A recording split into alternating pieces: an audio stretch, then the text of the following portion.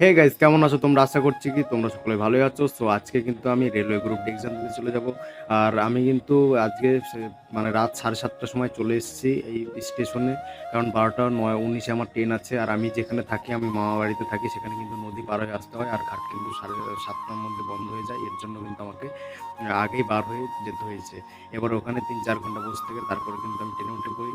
আর ট্রেনে উঠে কিন্তু তারপরে তোমরা দেখলে আমি কিছুক্ষণ শুয়েছিলাম, মানে শোয়ার চেষ্টা করলাম কিন্তু শোয়া হয়নি। তারপরে কিন্তু সকাল ভোর 4:30টার সময় কিন্তু আমি শিয়ালদা স্টেশনে পৌঁছে যাই। শিয়ালদা স্টেশনে পৌঁছে একটা বন্ধুর সাথে পরিচয় হয়।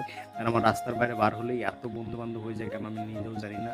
সো অনেক বন্ধু বান্ধব হয়ে যায়, কিন্তু তারপরে শিয়ালদা স্টেশন থেকে তোমাদের কিন্তু মেট্রোতে চাপতে হবে, ঠিক আছে? মেট্রোতে চেপে তারপরে কিন্তু তোমাকে সেক্টর 5-এ যেতে হবে। সেক্টর 5-এ যাওয়ার পর তারপরে তুমি কিন্তু গীতবেতান বা টিসিএসে যেতে পারবে, ঠিক আছে? এর জন্য তোমাদের মেট্রোতে গেলে সব থেকে সুবিধা, মাত্র 20 টাকা ভাড়া। এরপরে কিন্তু আমি মেট্রোতে টিকিটটা কেটে নিই, আর টিকিট 2 জায়গায় স্ক্যান করে তারপরে কিন্তু তোমাকে মেট্রোতে চাপতে হবে। তারপর 2 জায়গায় স্ক্যানও করা হয়ে যায়। তারপরে কিন্তু আমি মেট্রোতে চেপে পড়ি, ঠিক আছে? মেট্রোতে চেপে পড়ার পর তারপরে মেট্রো থেকে বাইরের ভিউগুলো কিন্তু খুব সুন্দর লাগছিল।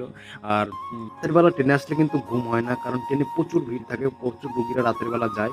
এর জন্য তোমাদের কিন্তু দিনের বেলা ঘুমিয়ে নিতে হবে। আমি কিন্তু দিনে 4 থেকে 5 ঘন্টা ঘুমিয়ে নিয়েছিলাম। তারপরেও কিন্তু আমার সারা রাত জাগার জন্য আমার কিন্তু দিনে ঘুম ঘুম ভাব পাচ্ছিল, পরীক্ষা দিতে একটু অসুবিধা হচ্ছিল। এর জন্য তোমাদের কিন্তু আগেই ঘুমিয়ে নিতে হবে। এবং পরীক্ষা হলে এই মেট্রো থেকে নেমেই কিন্তু পরীক্ষা হলে যাই, এবং রিপোর্টিং টাইম 7:30টায় হয়। আমি 7:30-7:33-এর মধ্যে চলে গেছিলাম। সেখানে গিয়ে কিন্তু তুমি ফ্রেশ ট্রেশ হয়ে নিতে পারবে আবার, ঠিক আছে? কিন্তু আজকের পরীক্ষাটা মোটামুটি ভালোই হয়েছিল। ম্যাথ জিআই আমি 50টা মতো করেছি। সেখানে প্রায় 49-50 আমার চলে আসবে, আমার গ্যারান্টি আছে। কিন্তু আমার সায়েন্সটা কিন্তু অত ডিপলি পড়া নেই, এর জন্য সায়েন্সটা কিন্তু একটু খারাপ হয়ে গিয়েছে। আর যা করেছি যদি পাস করি তাহলে তোমাদের জানিয়ে দেবো ভবিষ্যতে, পরের ভিডিওতে। আর আজকে কিন্তু প্রচুর ভিড় ছিল, ঠিক আছে? ছেলেদের জীবনটা কিন্তু এমনই, এত ভিড়ে কিন্তু মানে যাতায়াত করতে হয়। আর বেকার জীবনের জ্বালা যে মানে সবাই জানে, ঠিক আছে? ভিডিওটা ভালো লাগলে অবশ্যই লাইক শেয়ার সাবস্ক্রাইব করে দিও।